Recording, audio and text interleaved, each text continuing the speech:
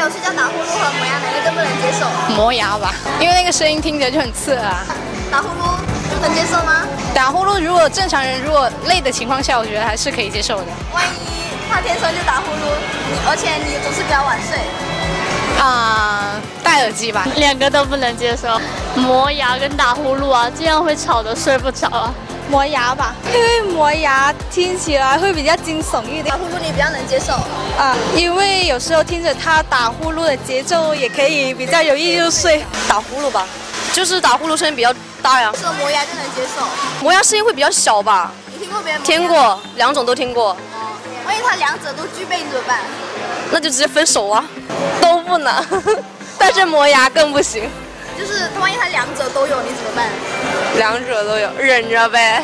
忍不住呢？叫醒他，叫醒他。打呼噜吧。为什么是打呼噜？因为睡不着啊，吵我啊。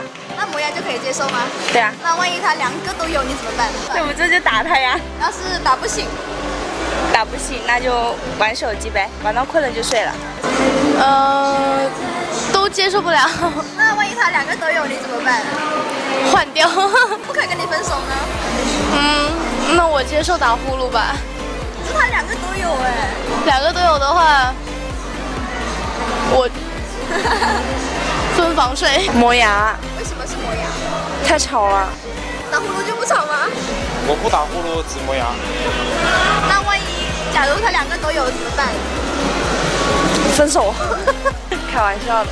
打呼噜啊，正常啦，每个人都有打呼噜，我也有。那你能接受吗？可以啊。打呼噜和磨牙比起来，哪个比较不能接受？我觉得还是打呼噜比较接受。天天都打呼噜磨牙，可以去医院里看一下啊，因为这种经常打的话，可以去带他去医院里或者治疗啊这种。